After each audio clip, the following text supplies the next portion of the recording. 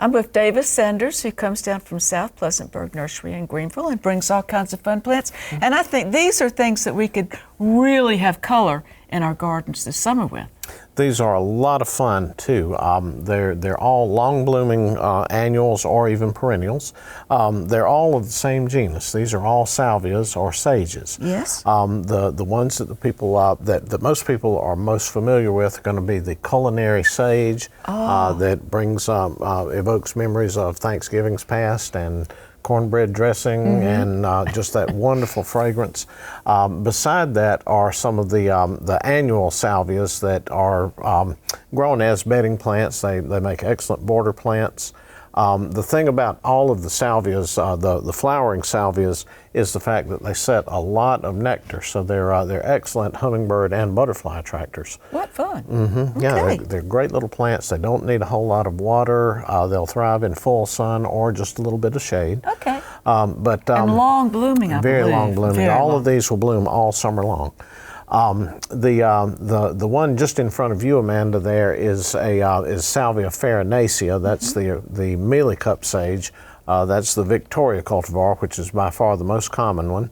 But those have been further refined to produce either more compact foliage, more compact or larger flowers, and just a nicer form. That one is one called Misty, the purple one, and the white one is simply white mealy cup sage.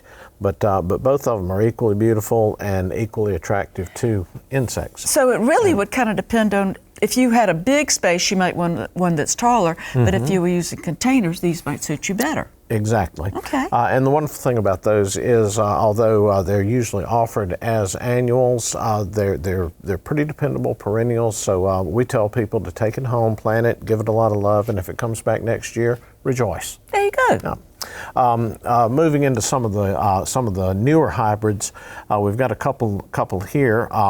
This one is part of the Unplugged series. This one is Unplugged Rose. And this one is a purple cultivar, basically the same plant. Now these are definitely tender perennials, probably in the PD and even in the Midlands. These are probably going to be pretty dependable perennials, but in the upstate we treat them as annuals. All right. And moving on from there, we have the Jewel series. Now these are extremely floriferous, tiny little salvia that just have beautiful flowers. Unfortunately, I didn't have any of the red ones to bring with me. I did bring the white and the pink.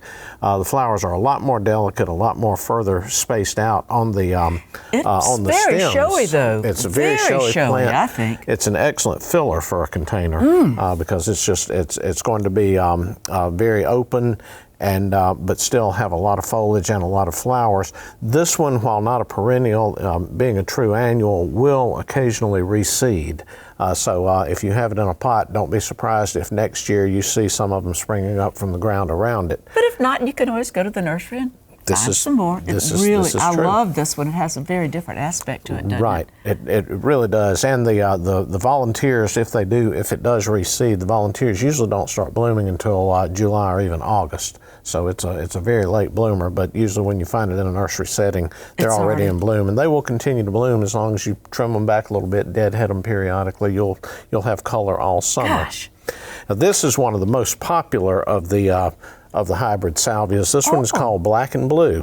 Can you guess why? Well, because the unopened buds are really almost like ebony. And then the flower itself comes out into a really nice deep purple, which actually, horticulturally speaking, that's a blue color.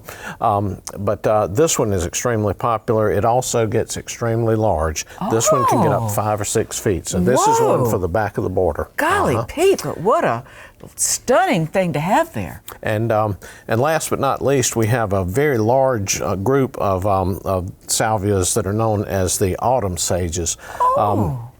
These are the Greggii salvias. Yes. And originally you could get these in pink or red, but in the past few years they've developed salmon, they've developed purple, they've developed a blue one that's closer in color to this one.